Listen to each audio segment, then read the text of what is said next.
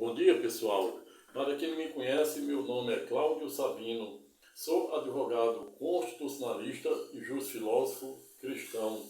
Hoje, notadamente, dia 30 de março de 2025, meado de uma manhã de domingo, portanto, estou voltando aqui para compartilhar mais um vídeo, aula de forma gratuita para os senhores e senhoras, guerreiros de DVC, aluno de direito, bacharéis em direito e a população em geral, que segundo o último censo do IBGE, conta com mais de expressivo 203 milhões de brasileiros e o mundo com mais de 8 bilhões.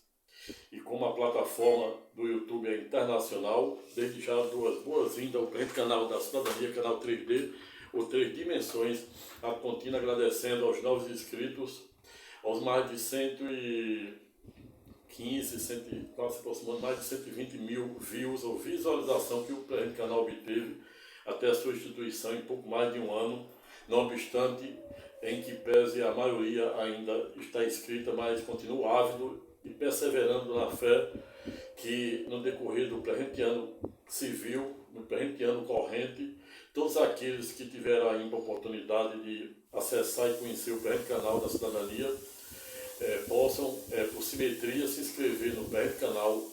Não custa nada, apenas apertar na tela. Se gostar do presente vídeo, deixe seu like, compartilhe o presente vídeo com o maior número de pessoas e ouvir reflexo também ao final. Se gostar do presente vídeo, deixe seu comentário de forma educada, respeitosa e elegante. Hoje estou voltando aqui no meado de domingo, enquanto muitas pessoas estão aí na praia do litoral sul, litoral norte, litoral de todo o Brasil, pois o Brasil tem praias belas, maravilhosas, riquezas naturais que saltam aos olhos. Não à toa isso, para além das terras que o Brasil é também integrante, terras raras, bem como a China, a Rússia, a Ucrânia. O Brasil também é detentor das clássicas terras raras, que será objeto de um vídeo aula que irei fazer com muito amor e muito carinho para compartilhar de forma gratuita com todos que seguem o presente canal.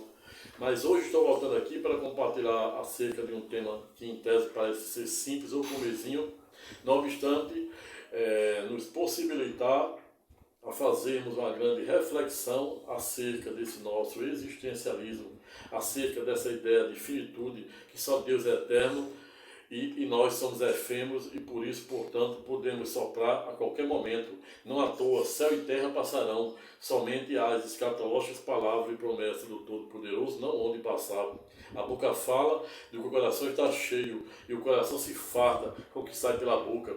Razão pela qual devemos fartarmos os nossos corações com coisas boas para descobrir a boa, agradável e perfeita vontade de Deus. E fora exatamente esta uma das razões e motivações pelas quais hoje fui instado, e por que não dizer inspirado pelo Todo-Poderoso, para compartilhar um tema que, não obstante parecer simples ou comezinho, mas nos possibilitará a fazer uma grande reflexão acerca desse nosso existencialismo arminiano, desse nosso existencialismo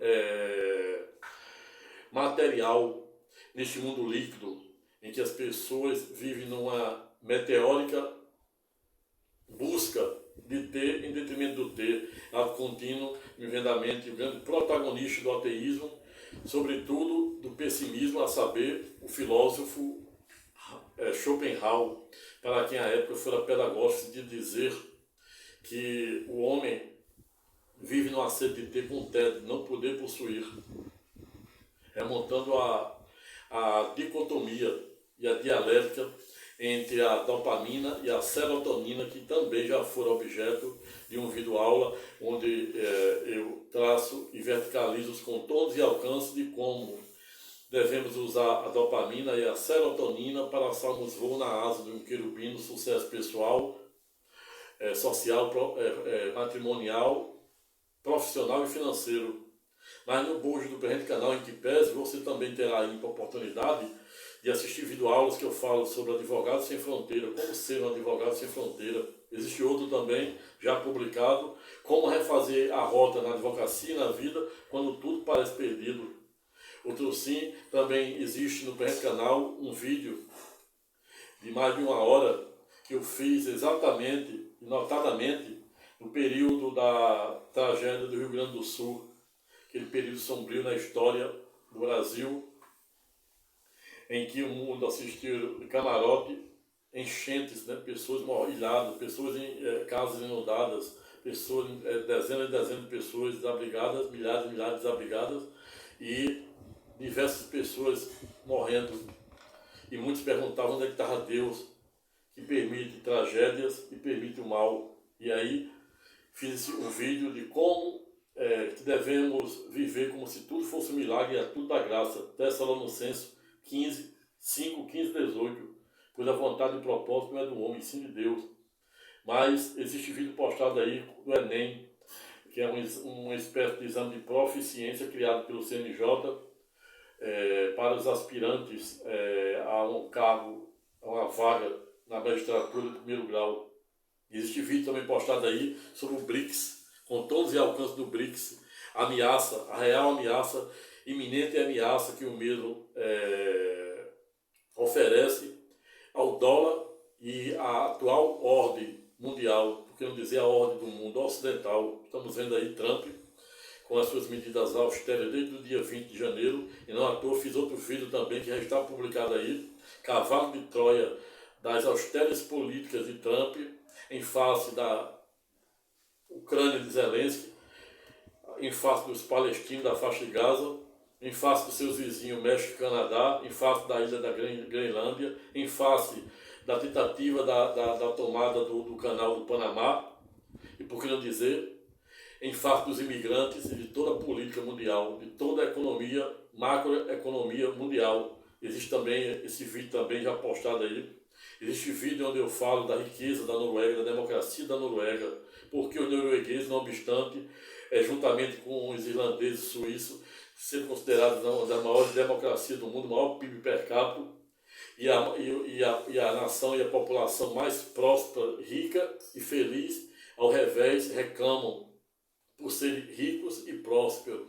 E aí eu fiz outro vídeo também no sentido, né, de fazer uma analogia com a riqueza da população de Sodoma e Gomorra à luz da angústia de Jacó. Dentre diversos outros vídeos que você também terá aí já publicado, como eu falo, como tornar negativo em positivo, ou seja, quem pensa enriquece, com base em 7 segredos do livro Mais Esperto que o Diabo, da Lavra, de Napoleão Hill. Mas você também, em série do Bem Canal, poderá ter acesso a vídeo que tem publicado aí, onde eu falo sobre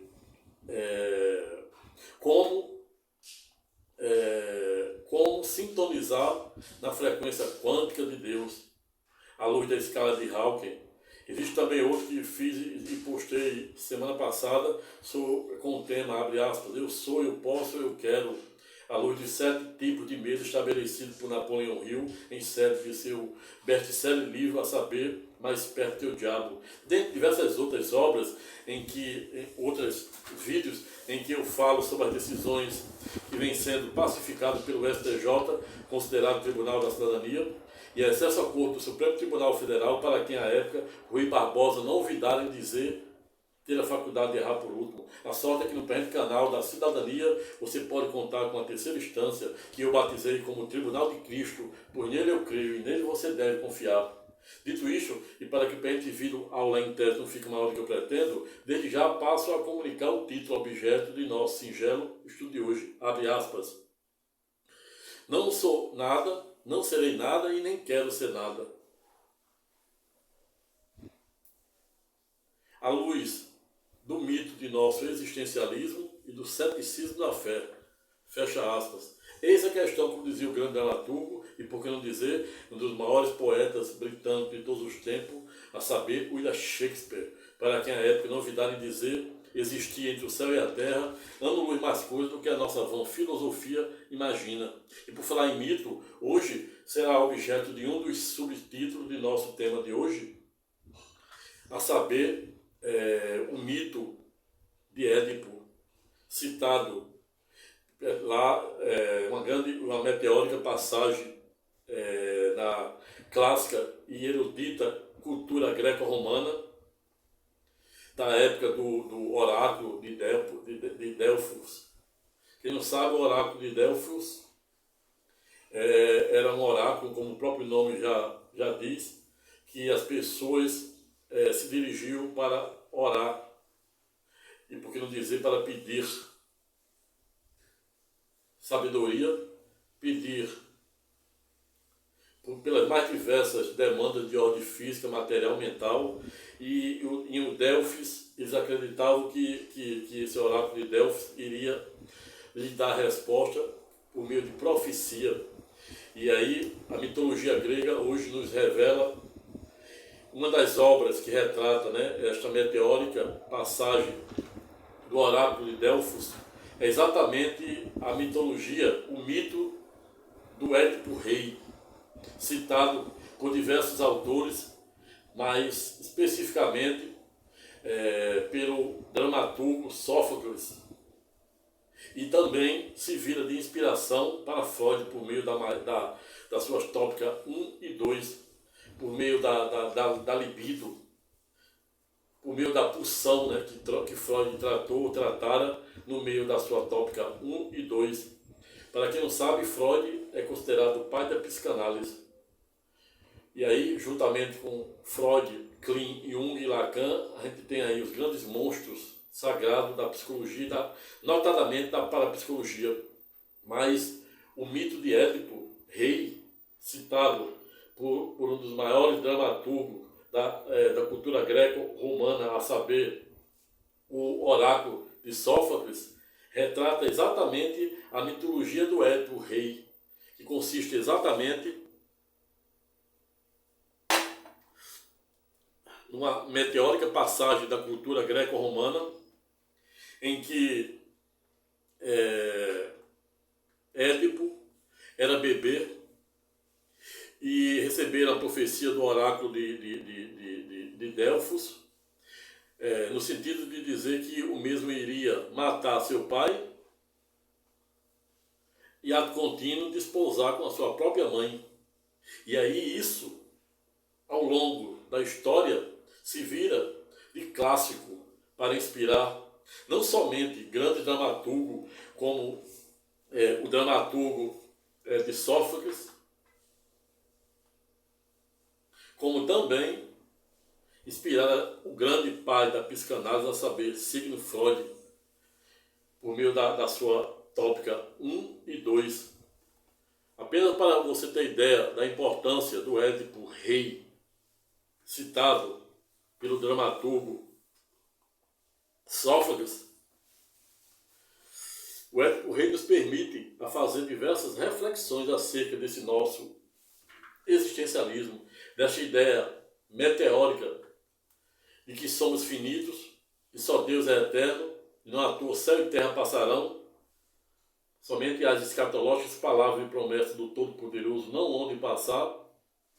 Mas a obra de Édipo rei, citada pelo dramaturgo Sófocles, e também disseminado no mundo, notadamente inspirando Freud, por meio da sua tópica 1 e 2, a falar de porquê determinados comportamentos humanos, determinadas condutas sexuais, determinado tipo de sentimentos, bem como o amor, o tipo de amor que um pai sente pelo filho, um filho por um pai, acontece. E hoje, o que me inspiraram e que me motivaram a falar sobre este clássico da mitologia greco-romana foi exatamente o fato de o Édipo rei do clássico oráculo de Delfos, nos permitir a viajarmos acerca desse nosso mito, do mito de nosso existencialismo, dessa ideia de finitude que podemos soprar a qualquer momento e só Deus é eterno, deste mundo líquido que vivemos, onde os valores éticos e morais não estão mais em voga, as pessoas vivem anarriê, como diz aquela música de Zeca Pagodinho, deixa a vida me levar, vida leva aí, deixa a vida me levar, leva a vida aí. As pessoas, no ceticismo da fé, e não à toa, o presente título é com base no ceticismo da fé, Não somente o ceticismo da fé, mas também ceticismo das ideias. E me vem à mente Nietzsche, um dos grandes protagonistas do ateísmo, ao lado de Schopenhauer, de Freud e de Marx. Mas Nietzsche, para além de certa feita ter dito que amar o único ser é uma barbárie, pois isso ocorre à dispensa dos demais seres, inclusive Deus, Nietzsche também fora pedagógico, no sentido de dizer que nada aprisiona mais do que as ideias, e eu acrescento, nada aprisiona mais do que as ideias, as culturas, os hábitos, o vício e a ignorância, cuja ignorância é que impese, sob a perspectiva da filosofia, é arquê ou causa-mãe de tudo de ruim que acontece no mundo. Muitas pessoas cometem crimes dos mais diversos, dos mais odiosos, dos mais nocivos, dos mais hediondos, exatamente em razão da mera ignorância. Existe um grande best-seller, para quem eu tenho na minha mais alta conta, sabe, Dr. Augusto Cury. No passado, Dr. Augusto Cury disse que era um ateu sem fronteira. Disse que era um ateu, disse que era um fervoroso ateu. Até que o mesmo conhecera o verdadeiro espírito da palavra de Deus, que representa Jesus. E quando ele começou a conhecer, passou a conhecer o verdadeiro espírito da palavra de Deus, ele hoje dá discursos e se declara um verdadeiro e um fervoroso cristão sem fronteira. Mas o erudito Augusto Cury, para quem eu tenho na minha mais alta conta, foi a pedagógica em escrever O Homem Mais Feliz do Mundo, que é Jesus. Escrever outro best-seller também, Os Prisioneiros da Mente, a ponto de dizer que no mundo existem mais pessoas presas da mente, prisioneiros da mente, do que propriamente por trás de uma grade de ferro, remontando à neurociência.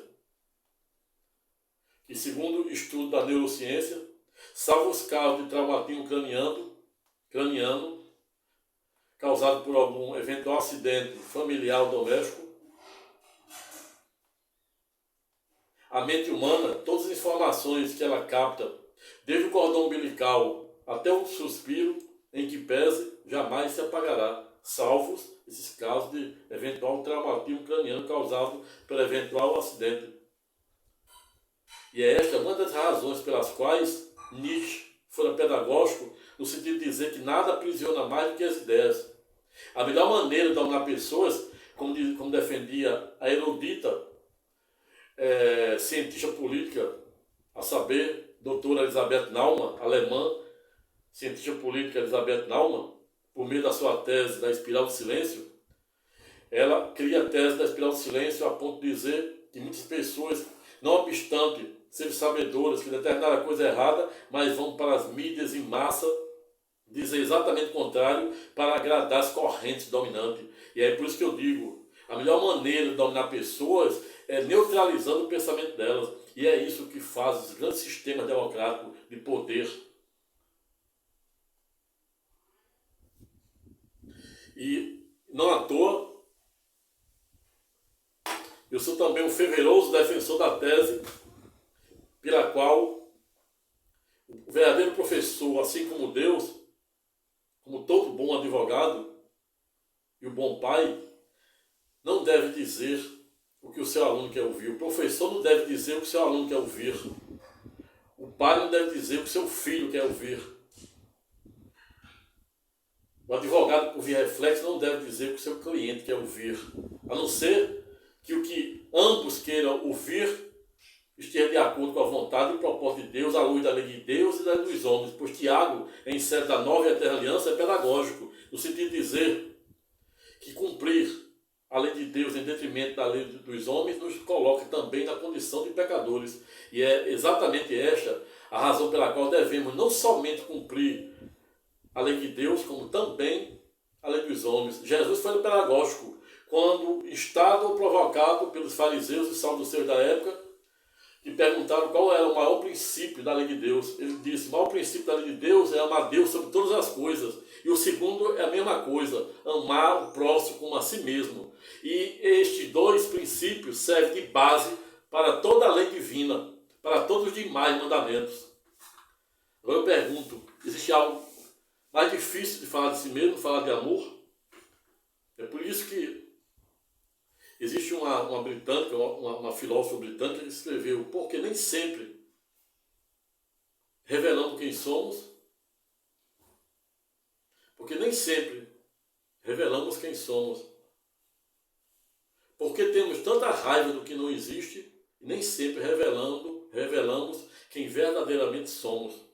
Você vê como tem a ver com esse mito do Édipo rei da época, remontando à época do oráculo de Delfos, da filosofia e da mitologia greco-romana.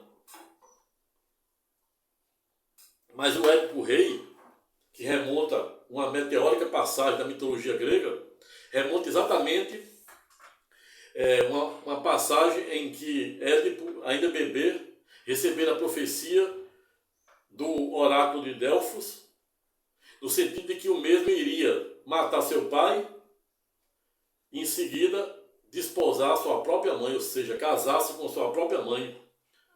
E seus pais, que eram reis, rei e rainha, sabendo de dada a profecia do oráculo de Delfos, resolve condenar o seu próprio filho.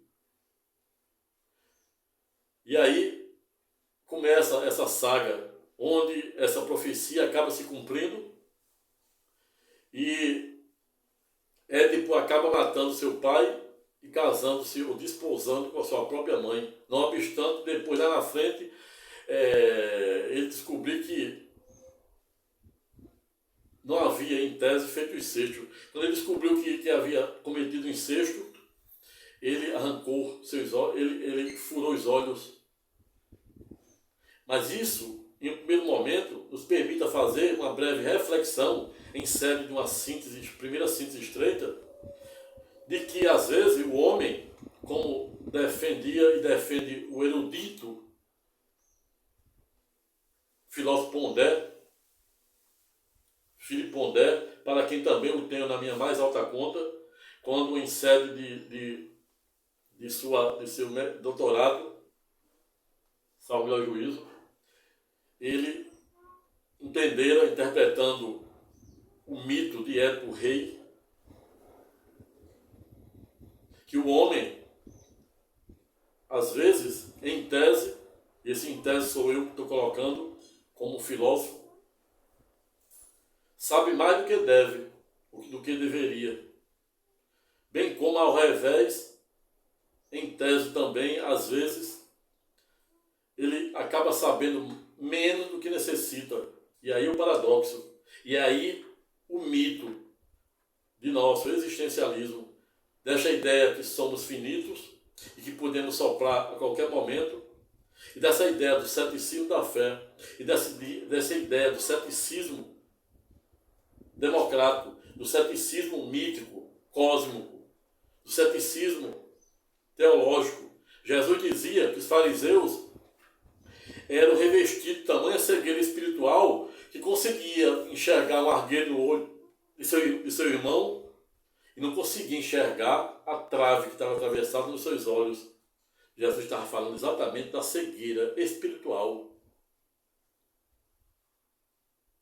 Mas vale para Deus, mas vale para Jesus, mas vale para o Logos, mas vale para Eu Sou, mas vale para Adonai, mas vale para Javé Shadon, Javé Shalom, são os nomes em hebraico de Deus, que Deus é chamado.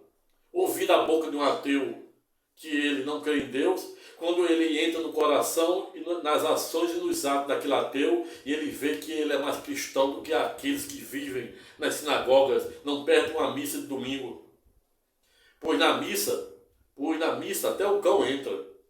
Entrar no culto é os que entram. Entrar na verdadeira intimidade do Todo-Poderoso, aquele que 500 anos de Cristo Epimenes chamara de Deus desconhecido, e 500 anos depois de Epimenes, Paulo de Tarso, citado por Marcos em Atos dos Apóstolos 17 seguinte, naquela meteórica passagem e visita que Paulo de Tarso fizera a Coríntios, remonta essa meteórica passagem de Epimênides, 500 anos de Cristo e 500 anos depois, a ponto de Paulo de Tarso dizer que na Grécia Antiga, esta mesma Grécia que estamos a falar, do Édipo, rei,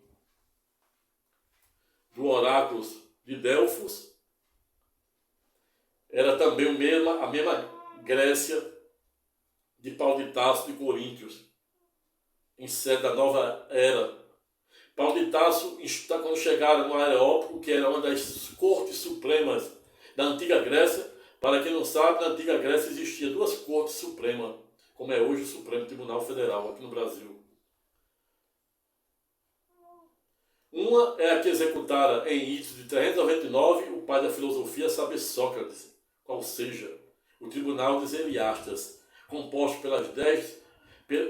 por membros das 10 tribos, da antiga tribo da Grécia Antiga, e que era composta por 6.000 pessoas convidadas, que representavam essas 10 tribos da antiga Grécia, e desses 6.500 eram escolhidos para formar um conselho de sentença que fora palco e objeto da condenação do pai da filosofia, saber Sócrates, em idos de 399 a.C. Mas na antiga Grécia existia outra corte suprema, bem como o Areópago, que era um centro cultural onde se encontravam os grandes intelectuais, os grandes míticos, como Epimênides, os matemáticos, filósofos, juristas, filósofos, como este que estava a falar. Para quem não sabe, Paulo de Tarso era um jurista, era um jurisconsulte.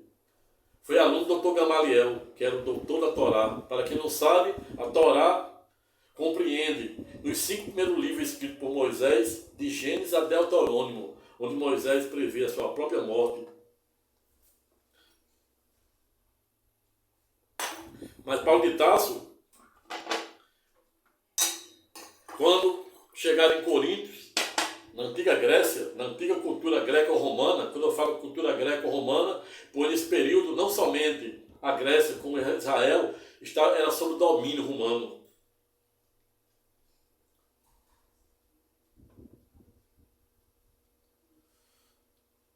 Quando Paulo de Tarso chega no clássico Areópago, que se via para não somente como palco de encontro dos grandes intelectuais, dos grandes políticos, dos grandes filósofos, os grandes juristas da época, também se via para julgar os crimes de roubo, furto, homicídio e sacrilégio.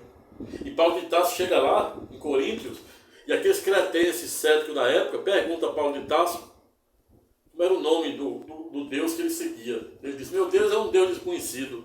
E os cretenses céticos da época dizem: como é a história? Deus desconhecido? Mais um louco.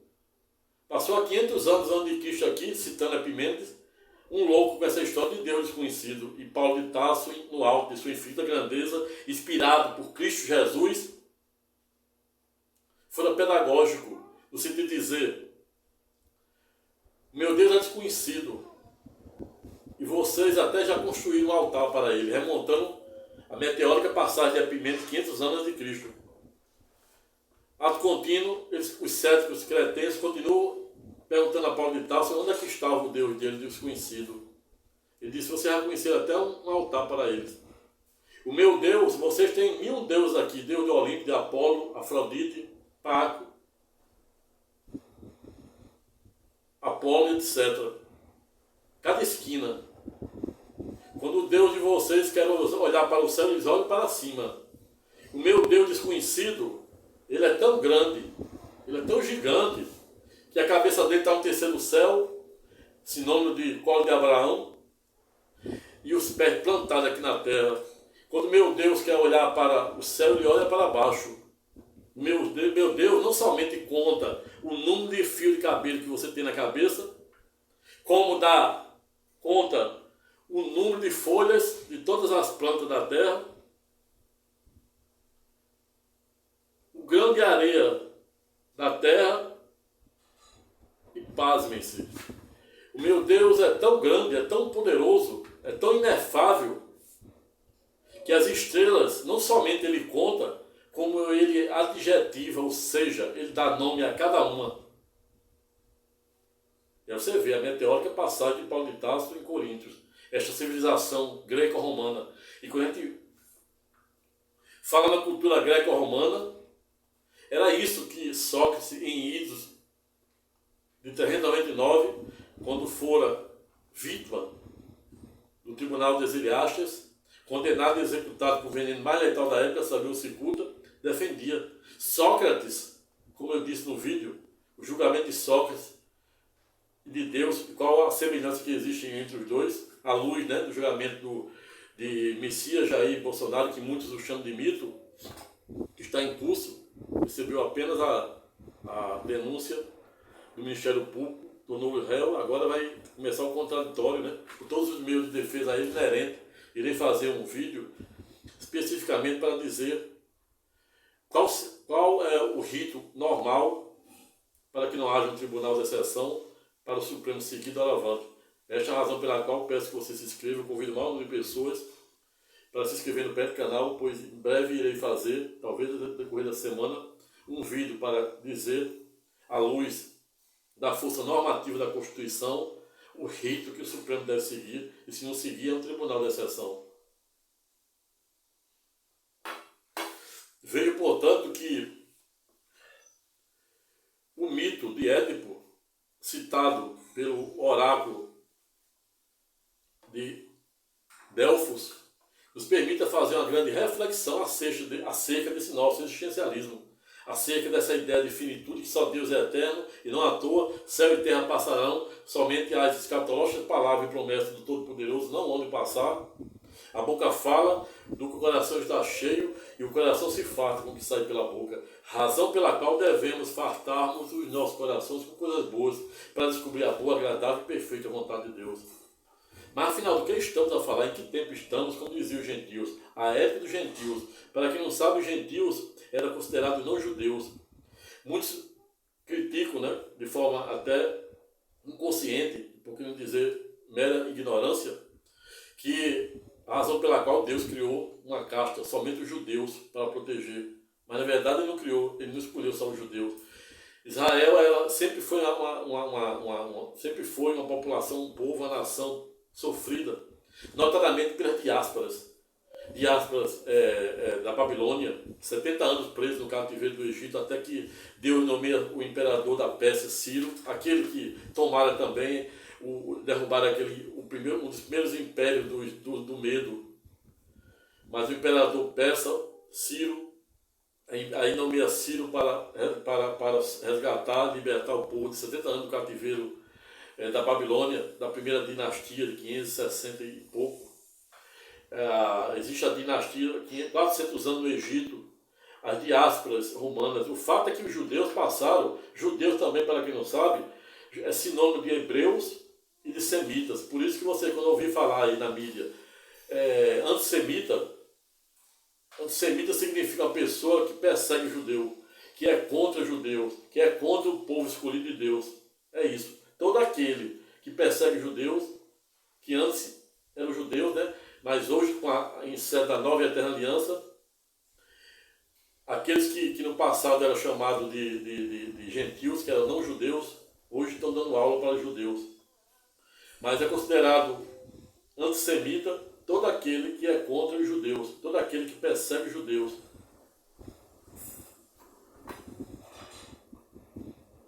Mas quando Nietzsche diz que nada aprisiona mais do que as ideias, eu acrescento os hábitos, os vícios, a cultura e a ignorância, é exatamente por isso. Porque gera vício, cárcere mental, como defende Augusto Cury, por meio da sua tese dos prisioneiros, os carcereiros da mente. Jamie Allen diz que somos aquilo que pensamos. E aí, a gente vê aquela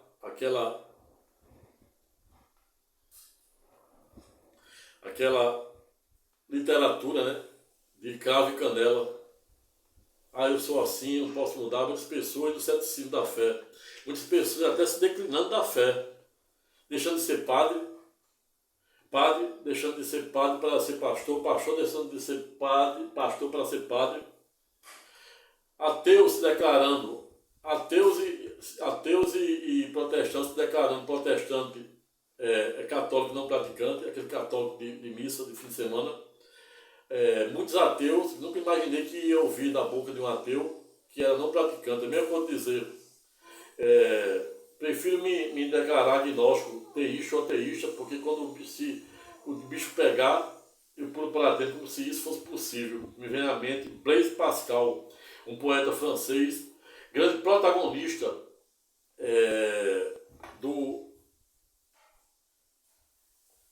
da teoria da probabilidade, mas o francês Blaise Pascal é aquele também que diz que o coração tem razão, que até a razão desconfia, mas ele ficara conhecido na época da cultura judaica, notadamente quando o mesmo se dirigia para os ateus da época, dizendo que o homem que não crê em Deus, se Deus não existir, nenhum prejuízo ele terá. Ao revés daquele que não crê, seu prejuízo será ipsilis, ou seja, literalmente incalculável, ad contínuo, não tendo dúvida de que não existe outro caminho senão estreito. Estreito é o caminho e largo é o caminho da perdição e da desgraça. Qual o caminho que você quer seguir? Como defendia o grande protagonista do avivamento norte-americano, a saber, Sua Excelência, o saudoso Billy Graham, para quem fora conselheiro de todos os presidentes norte-americanos de sua época. Mas Billy Graham gostava muito de dizer que, assim como a palavra de Deus é a bússola do cristão, a palavra de Deus não atinge a sua plenitude se ela não for exercitada. E hoje a gente vê aí as pessoas com ceticismo da fé, ceticismo cultural, ceticismo de mudar, dar o primeiro passo, como dizia Martin Luther King, grande ativista norte-americano.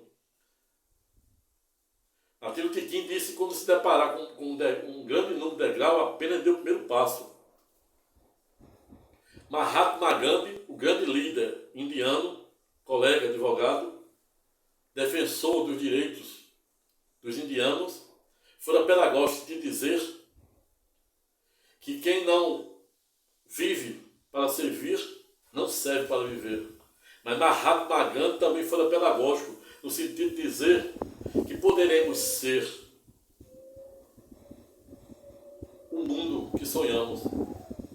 William Ernesto Henry, o grande poeta britânico, fora pedagógico, no sentido de dizer que somos o senhor de nosso destino e o comandante de nossa alma. Jamie Allen, poeta britânico, também fora pedagógico, no sentido de dizer que somos aquilo que pensamos, ato contínuo remontando a lei da atração. E por via reflexa, a escala Hawking, que também foi objeto de um vídeo onde eu disse como eu verticalizo os contornos e alcances de como sintonizar na frequência quântica de Deus à luz da escala de Hawking e dos 7 dons do poder do Espírito Santo. A saber, ciência, consciência, domínio, mansidão, fortaleza, sabedoria e temência ao Todo-Poderoso. E o 9 fruto, amor, gozo e paz, cujo amor, gozo e paz representa a Trindade, que é ver Deus em 3 dimensões. Quem tem dificuldade em entender a Trindade tem o bizu. O ovo é o exemplo de você poder entender a Trindade. O ovo tem 3 partes, a saber, a casca, a clara e o ovo. E isso não torna o ovo 3 pessoas. Por via reflexa, a Trindade, citado pela Cristologia, que é um dos segmentos da teologia, que estuda a divindade de Jesus, que estuda a Trindade em um primeiro momento, e em segundo momento estuda a importância da Virgem Maria, estuda também a questão dos santos, pois na Grécia Antiga, na cultura greco-romana antiga, existia milhares e milhares de imagens. E um dos mandamentos de Deus é não venerais nenhuma imagem, não adorais nenhuma imagem. E aí, Constantino reconhece o cristianismo em Roma como religião oficial. E aí teve uma meteórica passagem, né, antecedida aí pelo grande Cornélio, o grande centurião Cornélio, que foi um dos primeiros homens a se curvar diante de Cristo. Mas o fato é que não há céu sem tempestade, como defendia Schopenhauer. E até as estrelas precisam da escuridão para brilharem e se enaltecerem entre si. As pessoas hoje vivem num mundo líquido, um mundo desprovido de valores éticos e morais. Um mundo em que a ética moral, em que os bons costumes, em que você fala a verdade, em que você admitir a sua torpeza, você admitir as suas fraquezas, nossas fraquezas, você admitir que errou, não está em voga. O que está em voga e o que arranja views em redes sociais é você dizer o que as pessoas querem ouvir. Ainda que as pessoas querem ouvir não seja aquilo que reflete a vontade e o propósito de Deus. Jesus foi pedagógico em da nova e eterna aliança. No sentido de dizer que não seria seu seguidor aquele que não estivesse disposto a sofrer, quiçá até morrer pela sua causa. E ele disse, a partir do momento em que você passar a ser meu seguidor, pai, irmão, cunhado, sogro, irá se colocar contra você. A cada 5 terá 3 contra mim, a cada 3 terá 2 contra mim. E aí você começa a ver que a unção divina, a unção, os galardões especiais, porque Deus dispensa, por meio da Virgem Maria, segundo São Luís de Gregório, Maria, a Virgem Maria, ela representa, ela é assim como não há como chegar ao Pai, senão por meio do Filho, por via reflexa, segundo São Gregório de Montfort, não há como chegar ao Filho, senão por meio da Mãe. E para além dela ser esposa do poder do Espírito Santo, saber Maria, ela também é dispensadora das graças de Deus, de caráter comum e de caráter especial. As graças de caráter comum são os 3, amor, gozo e paz, que a gente recebe no batismo. Mas os galardões, bem como também as unções de caráter comum, como o ar que inspiramos, não tem riqueza maior. O ar representa o que? Deus, o Espírito de Deus, o sopro, lá do Jardim do Éden. Deus sopra nos dar a vida. E quando a gente sucumbe desse mundo materialismo, dessa nossa finitude, nosso espírito volta para o Todo-Poderoso. Não somos seres humanos que estamos aqui para viver uma experiência espiritual. E sim o contrário. Não somos seres espirituais que estamos aqui para viver uma experiência. Não somos seres humanos que estamos aqui para viver uma experiência espiritual. E sim o contrário. Somos seres espirituais, por meio do sopro de Deus, do Todo-Poderoso, que estamos aqui para vivermos uma efêmera e meteórica passagem, experiência humana. Me vem à mente Manuel Cortella. Manuel Cortella também, grande filósofo brasileiro, para quem eu tenho na minha mais alta conta. O grande Manuel Cortella foi feliz quando defende a tese, talvez citando Schopenhauer, que diz que a melhor parte do homem é aquela que não conhecemos, pois a que conhecemos se torna monótona.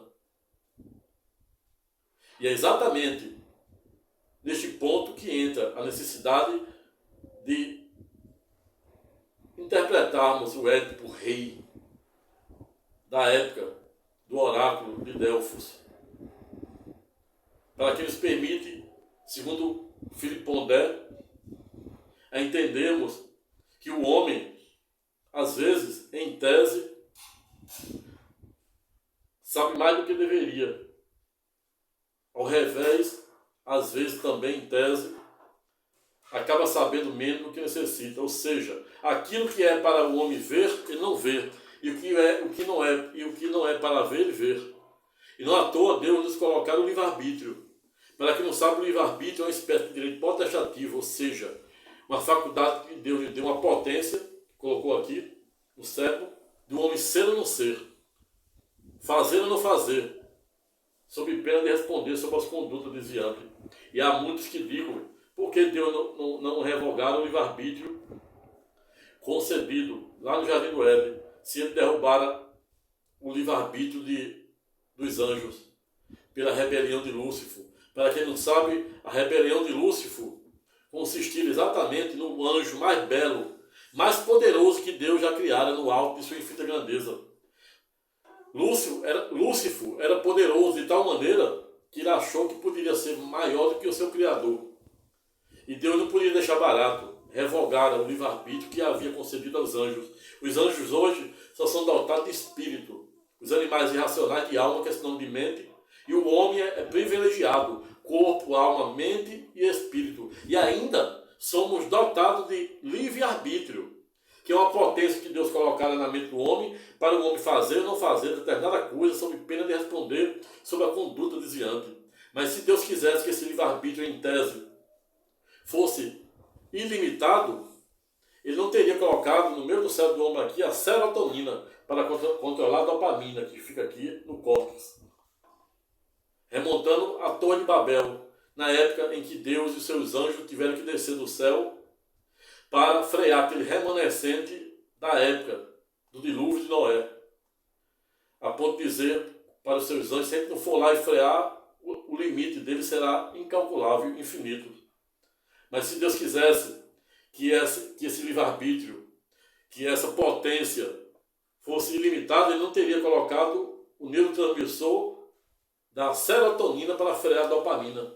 Dopamina, tudo que aspiramos, desejamos, aquela vontade de trabalhar, de sonhar, de aspirar, de estudar, de pesquisar, de se estender, de ensinar. Como estou aqui, como dizia Nietzsche, o verdadeiro professor ensina por prazer.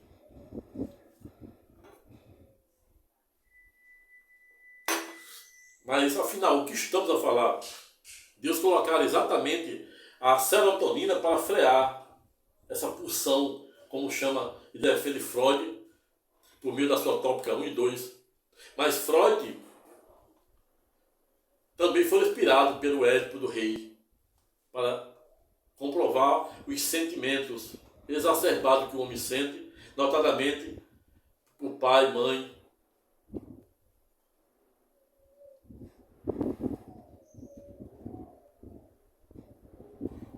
Mas quando Deus diz, ou você está comigo, ou você vai queimar no mármore do inferno, como defendem os islâmicos, os muçulmanos, ele não está sendo um Deus autocrata.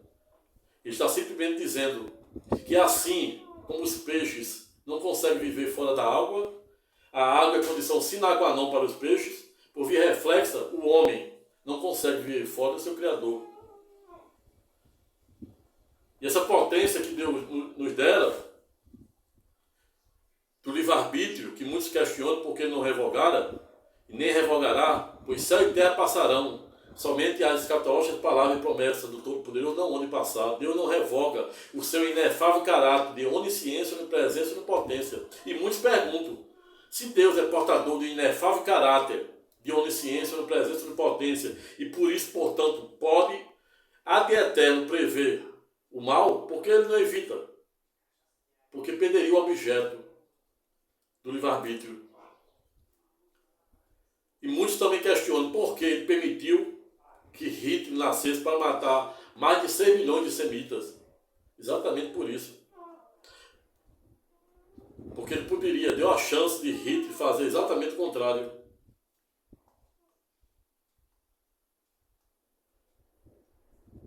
E é por isso que existe na filosofia, notadamente, é defendido pelos cabalistas que defendem uma Torá oral. Os cabalistas defendem que não existe frio. O que existe é ausência, ou melhor, não existe frio, o que existe é ausência de calor. Os cabalistas defendem não existe a escuridão, e sim a ausência de luz. Não existe o mal, e sim a ausência do bem. Por via reflexa, não existe Satanás. O que existe é a ausência de Deus em nossos corações. Mas o Édipo, o rei, citado pelo oráculo de Delfos, nos permita fazermos uma grande reflexão das mais diversas acerca desse nosso existencialismo, dessa ideia de finitude, que só Deus é eterno e nós somos efêmeros e por via reflexa podemos soprar a qualquer momento. E onde fica o paradoxo e o mito de nosso existencialismo, à luz do ceticismo da fé? Muitos católicos, protestantes, dizendo que são católicos de fim de semana, católicos não praticantes. Eu fico imaginando como seria um católico e um ateu não praticante. É a mesma coisa dizer, estou aqui em cima do muro, como são os agnósticos, pelo viés teísta e ateísta. Na hora que o bicho pegar, eu pulo para dentro como se pudesse. Só pode até o momento em que a porta da graça estiver aberta, que está há mais de 2000 anos, e que Jesus é pedagógico em dizer em Mateus: eis que estou à porta e bato. Se alguém ouvir a minha voz e abrir a porta, entrarei, cearei com ele e ele ceará comigo. Isso enquanto a porta da graça estiver aberta. E me vem à mente novamente Blaise Pascal, o grande filósofo, poeta, pai da probabilidade, e também aquele que foi pedagógico de dizer que o coração tem razão, que até a razão desconfia.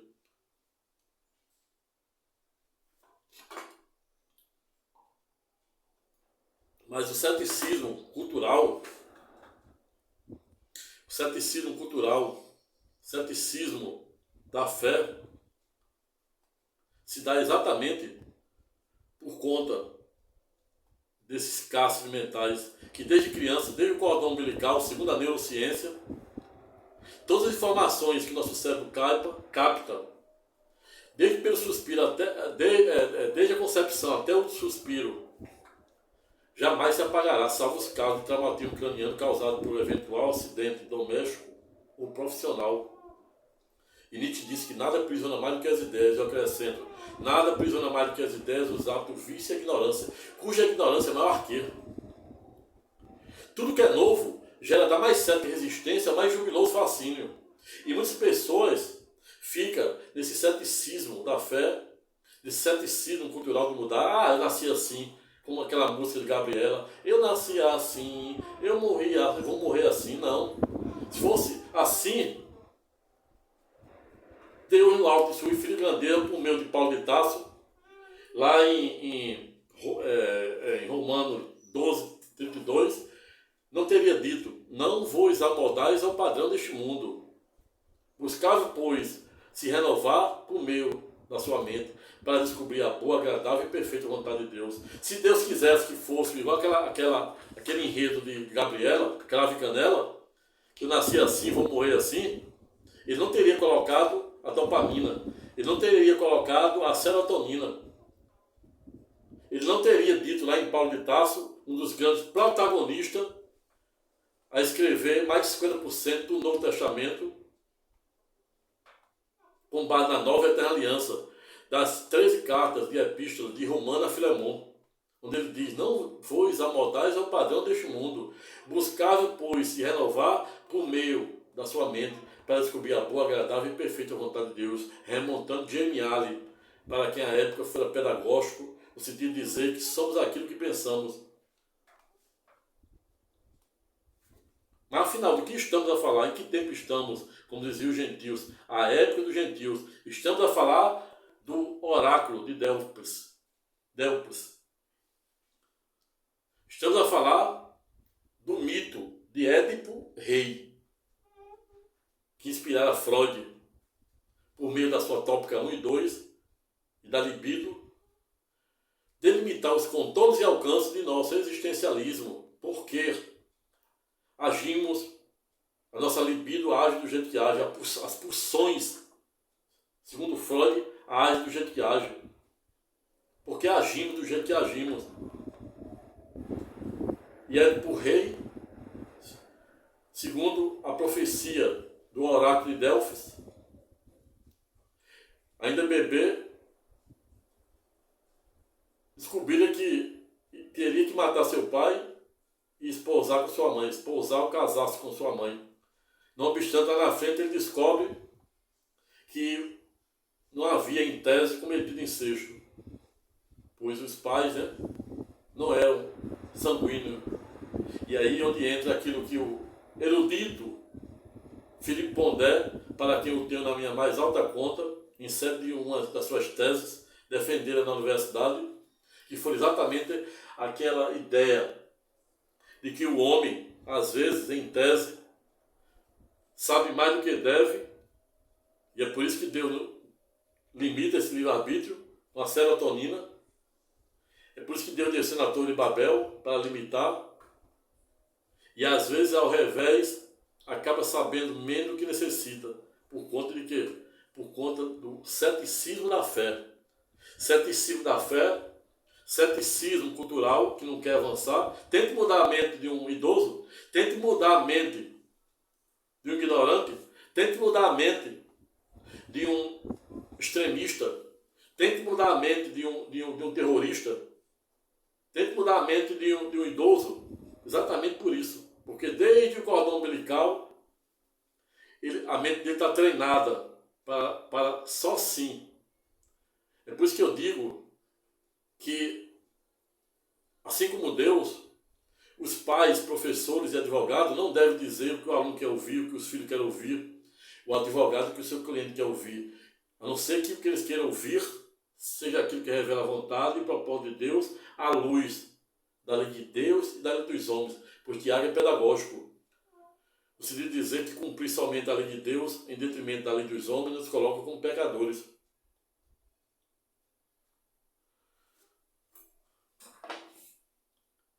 Mas como explicar e como entender os contornos e alcances desse ceticismo da fé, esse ceticismo cultural, que as pessoas dizem, não, eu sou assim, eu nasci assim, como a música de Gabriela. Explico, e como sempre a resposta de falso alcance, dando pelo passo, como dizia Martim Luther King. Quando se deparar com um grande degrau, número de degraus, dê apenas pelo passo.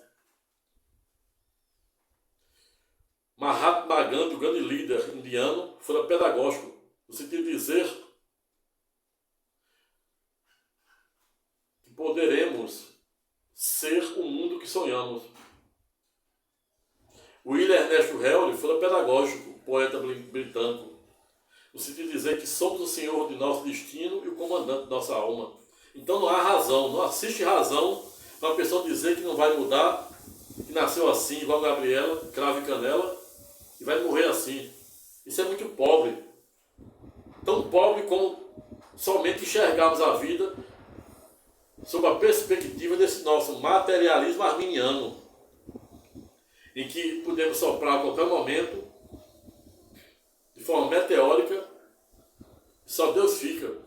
E me vem à mente um grande orador de Roma, a saber, Cícero. Cícero, certa feita, foi pedagógico, no sentido de dizer que a melhor maneira de transcendermos, a melhor maneira de continuarmos a vivermos, dos mortos continuar a viver na memória dos vivos, é fazendo algo que transcenda.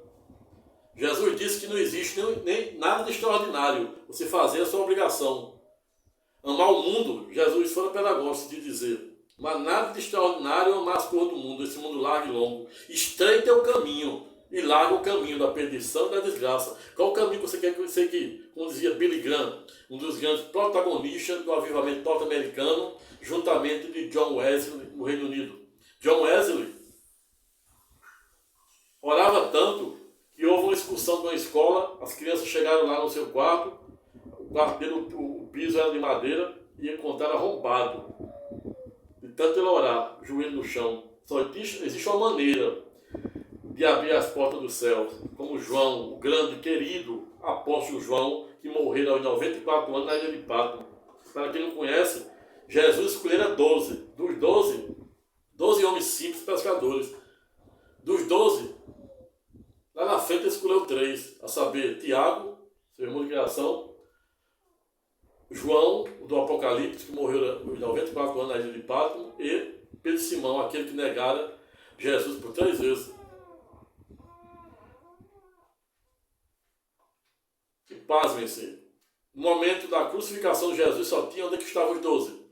Só tinha um, João. E não à toa, será que foi à toa? João fora o único dos 12 discípulos de Jesus que morreram de morte natural aos 94 anos na ilha de Patmos. Mas João, para além do Evangelho de João, que é o mais rico de todos, da Bíblia,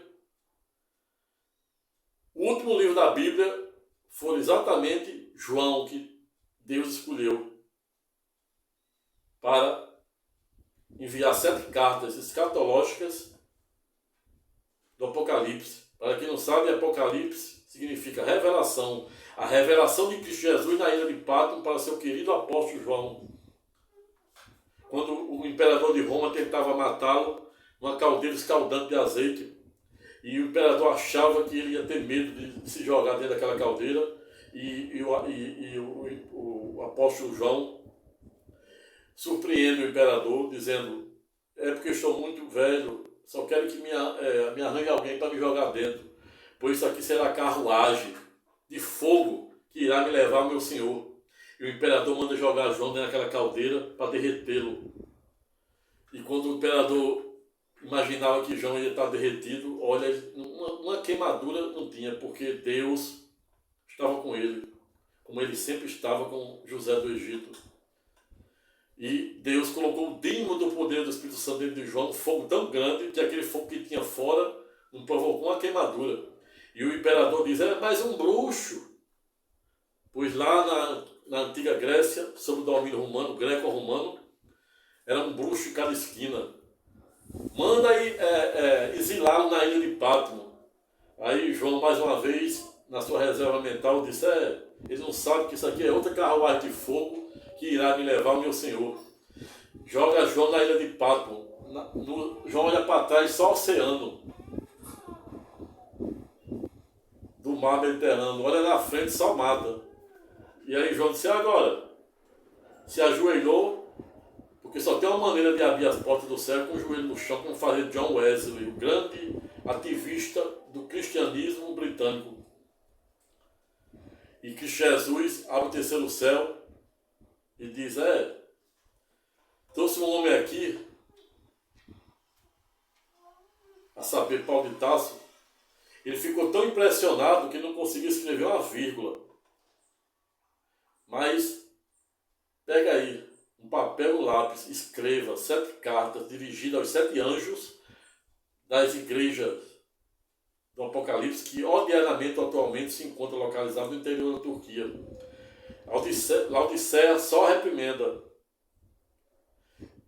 Filadélfia só elogios, comprovando que Filadélfia deve ser o modelo de igreja que Cristo Jesus, no alto de sua infinita grandeza, espera de cada um de nós. A igreja que Cristo Jesus pretende é que nos espelhamos em Pedro, que para a Igreja Católica é tido como o primeiro Papa, com base exatamente na passagem que Mateus e João citam, que Jesus disse para Pedro, para o cético Pedro, que ele era a rocha onde ele iria edificar a sua igreja, e que o Hades não teria jamais poder de atingi-lo. O que ele ligasse na terra estava ligado no céu, e o que ele desligasse na terra estava desligado no céu. Com base nisso, surge-se, por meio de Constantino, em Roma, a Igreja Católica Apostólica Romana. Veja que fantástico saber a cultura greco-romana, saber essa cultura riquíssima do judaísmo, islamismo, cristianismo e etc. A razão pela qual eu parto para finalizar o presente estudo temático, no sentido de dizer que não há razão de alguém dizer e continuar em pleno século XXI com o ceticismo da fé, com dúvida da fé,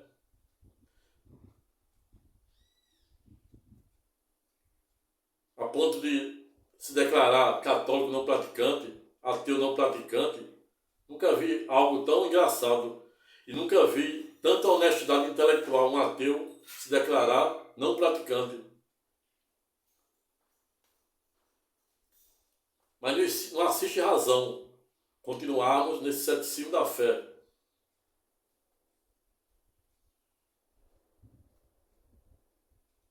Não obstante entender que tudo que é novo gera da mais certa resistência, mais jubiloso fascínio.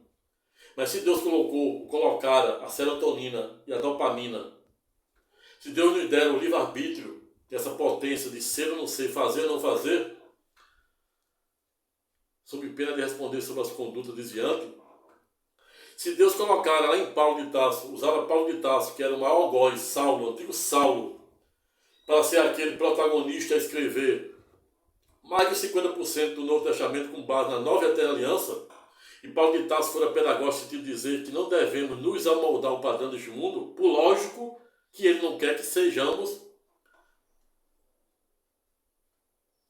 um cravo e canela. Gabriela, cravo e canela. que eu nasci assim e vou morrer assim. Temos que descobrir o novo, pois tudo que é novo gera da mais certa resistência, mais jubiloso fascínio. Deus se manifesta para o homem, segundo Jó 33, 15, 18, por meio dos sonhos, por meio das imagens e por meio dos arco-íris, que é símbolo da aliança entre Noé, seguida por Abraão, etc. Se Deus quiséssemos que fôssemos uma Gabriela, cravo e canela, Ele não teria colocado a dopamina, Ele não teria nos dado o livre-arbítrio. Ele vem à mente aqui um grande neurocientista, a saber, neurocientista americano, que famoso, a saber, Dr. Albert Sapolsky, dos Estados Unidos, que vem defendendo a tese da não existência do livre-arbítrio, a ponto de dizer que o livre-arbítrio representa tudo aquilo que podemos dominar, ou seja, por via reflexa, né? Remontando também o estoicismo, tão bem defendido pelo ex-imperador de Roma, Marco Aurélio Sêneca, citado por Dom Jerônimo, contemporâneo de Jesus, Paulo de Tarso e etc.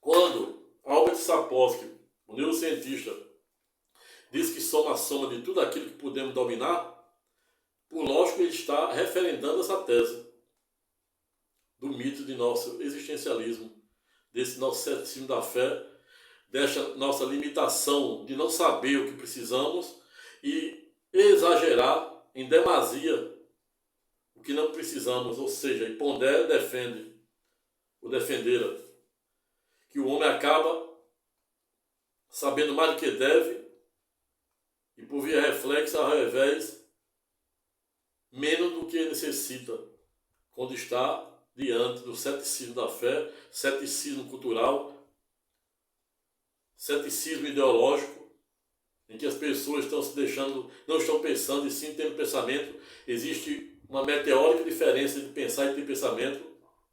As pessoas estão se deixando ser induzidas por erro, que é a falsa compreensão da realidade, e é por isso que não existe, eu sempre defendo a tese pela qual a melhor maneira de dominar pessoas é neutralizando o pensamento delas. E aqui eu faço exatamente o contrário. Na qualidade de advogado constitucionalista, na qualidade de professor, na qualidade de educador, na qualidade de filósofo, usando a palavra de Deus, usando a ciência, usando a neurociência, usando a filosofia, a amiga do saber, para tentar te ajudar de uma maneira a despertar a verdadeira consciência mítica, cósmica, democrática, religiosa, ideológica, política, jurídica, exatamente para você evitar os extremos, como defendia Buda por meio da teoria do Zen. Pois estreito é o caminho e largo é o caminho da perdição e da desgraça. E é exatamente esta a razão pela qual concluo o Preenche o Temato, no sentido de dizer, de citar uma frase de um grande dramaturgo, de um grande poeta português, a saber, Fernando Pessoa, para quem à época fora pedagógico, abre aspas. Não sou nada, não serei nada e nem quero ser nada. Sou apenas um senador que, assim como você, diariamente deve fazer um esforço hercúleo para não somente ser mais um no meio da multidão, e sim ser uma presença viva. Pessoal, ficando por aqui, não tive a menor pretensão de esgotar a matéria, tampouco foi não demérito aqueles que por um viés ideológico político pensam em sentido contrário, pois isso é democracia, apenas jogar luz de Santo Agostinho a um tema sensível, porém importante, notadamente nesses dias em que estamos a passar de ceticismo da fé, ceticismo cultural, ceticismo ideológico, radicalismo, extremismo, sobretudo nessa ideia desse nosso existencialismo, nessa ideia de materialismo arminiano, deste mundo líquido, deste mundo efêmero, em que os valores éticos e morais não estão mais em voga. E é exatamente esta a razão pela qual concluo para este estudo temático, no sentido de dizer que o meu poder, a mesma arma, o mesmo conhecimento que liberta, cura e salva, ao revés, se não bem utilizado em prol daquilo que revela a vontade e o propósito de Deus, ato contínuo terá o condão de aprisionar, destruir e até mesmo matar. Pense nisso. gostado do presente vídeo, dê o seu like, se inscreva no presente canal, convide o maior número de pessoas para fazer o mesmo. Se tiver vontade, deixe seu comentário de forma educada, respeitosa e elegante. Excelente domingo, até a próxima e fique com Deus.